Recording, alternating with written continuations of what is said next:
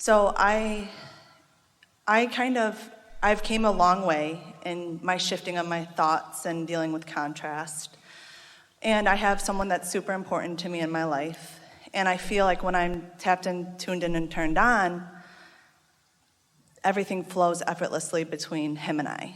Yeah. And then when I go back into old thought patterns or behaviors or worst case scenarios, sometimes I feel like he goes away and then he comes back and we harmonize and things are amazing. And I realized after listening to you, because I couldn't figure out why I was repeating cycles and patterns, that I was being my own worst enemy and kind of creating the situations. You said a few things that we want to touch on.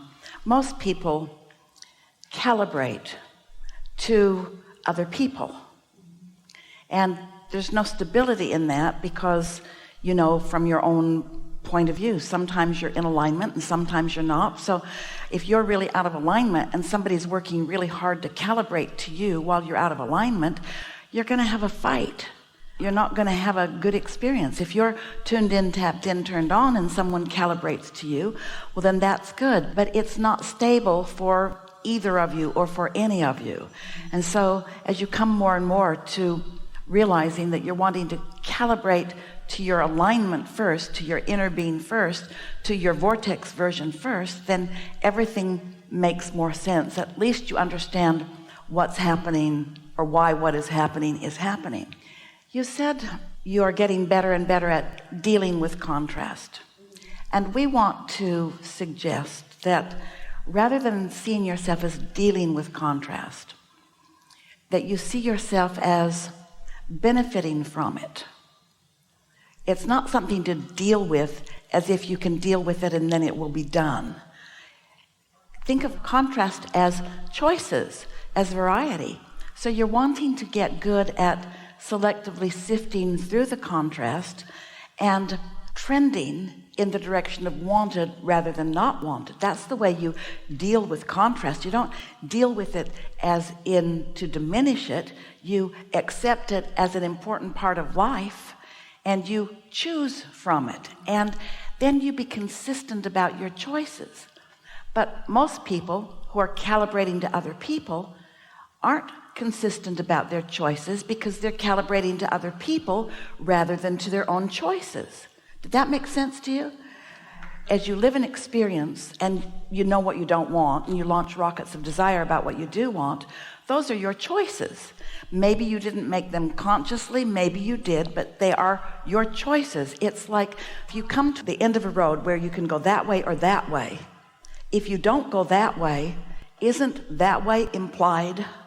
So by knowing what you don't want, what you do want is implied, more than implied. It is very clear to the universe. And so as you calibrate to those choices and to your inner being who stands there with those choices, then everything's easier. And how do you, I find myself when I get into these overthinking patterns of negative thoughts or emotions or old habitual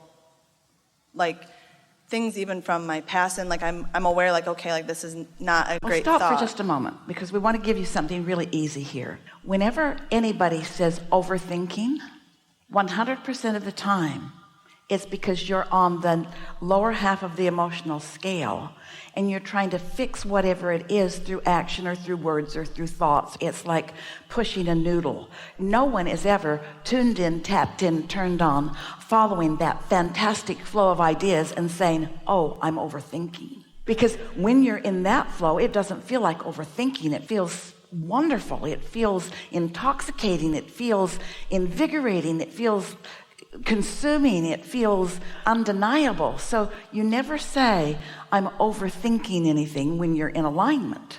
Therefore, it's a really good statement to make. Anytime you say, I'm overthinking it, substitute those words with, I want to be a feeler, not a thinker right now. Because you're never over-feeling it, because your feeling is always accurate. You're just not utilizing the information that your feeling is giving you in a way that will benefit you. You can't talk yourself out of that trouble. The more you focus upon it, the bigger it gets and the more clever ways it has of expressing itself in your life. Yeah, and I found that, like, when I have wanted or craved something or someone, or like when I feel really happy with myself and I'm getting that bits of, like after going through a divorce, and honestly, the divorce was the best thing that could have happened. All right, so we're happy that you just said that, because we were going to play with you about those words too, in the same way that you said dealing with contrast, and we're suggesting that you say feeling with contrast when you say going through a divorce. And then right behind it, you said it was the best thing that ever happened. But when you think about going through the divorce, that's not where your emotion is it? Mm-hmm. In other words, it might just be empty words in this situation, but I went through a divorce. I made it through the rain and kept my self-respect. And there's a song in there somewhere. I think it made, the word I'm looking for is my divorce, even though I'm there going to interrupt you again. Oh. My divorce brought me clarity. Yes. And clarity is what I live for. And here I am now, and I'm not where I was, and I'm really grateful for where I currently am. And I'm sifting through my thoughts more and more to where I want to go. Well, sift through your feelings more than your thoughts. Here's a really good distinction. Stay with us. This is going to really be helpful to everyone. We've been saying recently, and Esther's really been experiencing it, that's part of the reason we're talking about it so much, is because she's so hot on this idea. But when an impulse comes to you that's just undeniable, that you just can't turn away from, it's just an idea that feels so good that no matter what anybody else thinks about it, what they think is irrelevant in relationship with how you feel about it. When you follow that kind of a thread, it gives you joy, it gives you life, and it gives you results and manifestations and more. It's a really wonderful thread to follow, or trend to follow. But when you're trying to think your way out of a problem, you're actually trending in opposition to what you want, because the vibration of the problem and the vibration of the solution are entirely different frequencies. So what we would like you to realize is that every time you're beating the drum of the problem, there's a solution that your inner being is beating the drum of.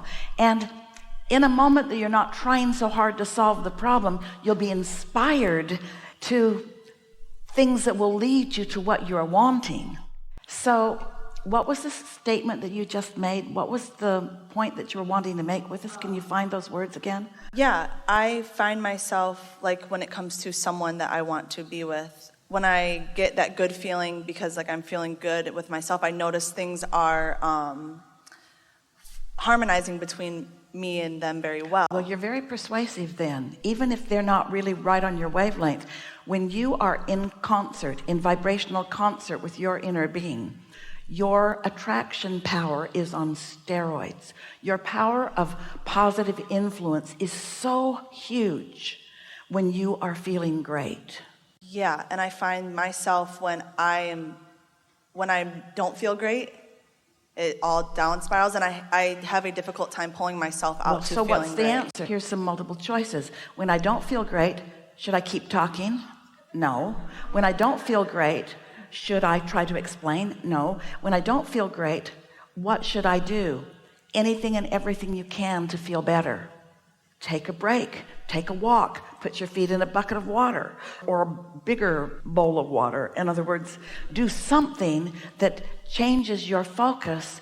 Meditate, quiet your mind, allow your vibrational cork to float, and then, because every conversation you have with yourself or with someone else when you don't feel great never leads to what you want. Never, ever, ever. However, it does launch more rockets. It does make the calling stronger. But in that red hot minute, talking it over is not going to give you any results that you're going to get to witness right then. And I've noticed that's where I go to. Like, if something is bothering me or I'm not feeling great, I try to talk it out to feel. Almost everybody does, because remember, the goal of most is to be right, not to feel good.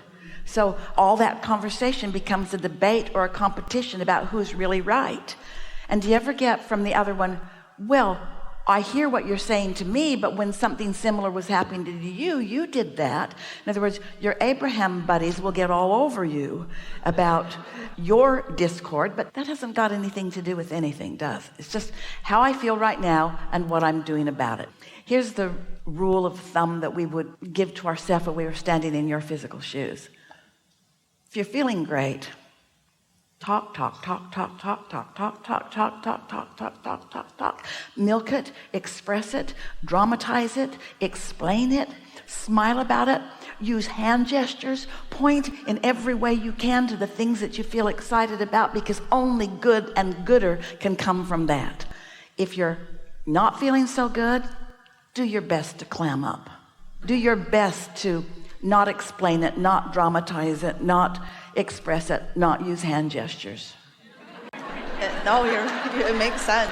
And I find myself when I feel not the best, I get worried, like I have to think about what I want more because I don't want my desire not to happen. Well, here's the thing.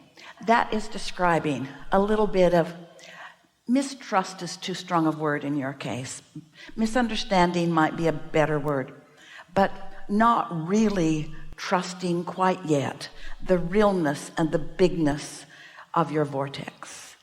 And so you just get better and better at that. Every now and again, you'll get wadded up in something that seems to require your attention because you're wadded up in it. In other words, something happened.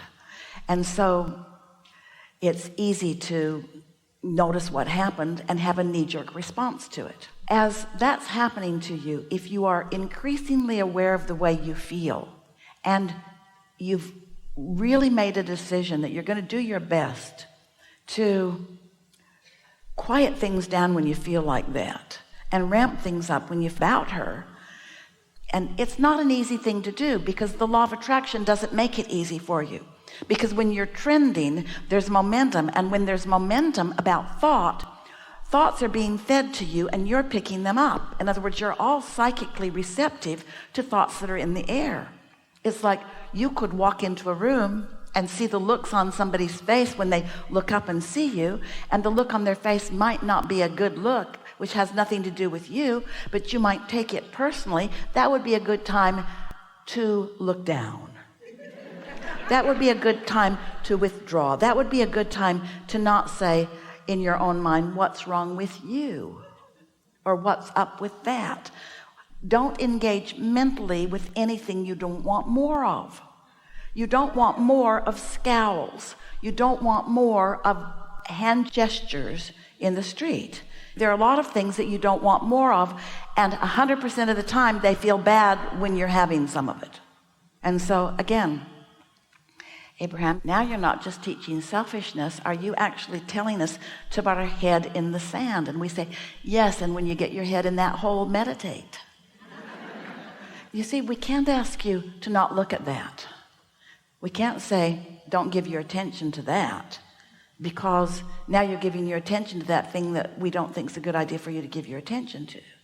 So when we say withdraw from that bad thought, your mind's on that bad thought, and now you're thinking about that bad thought, and you might even get all justified and self-righteous as you justifiably ignore that thought, but you're still offering a vibration about it because you're still pushing against it. So the key is to just want so much to feel good that you practice it when it's easy. And then the more you practice it when it's easy, the more easy it will be to do it more and more of the time. You create through your focus. You create through your focus. Your focus causes you to emanate a vibration which meets up. Now sometimes you see something, and you seeing it is what makes you aware of a vibration. Jesus said, turn the other cheek.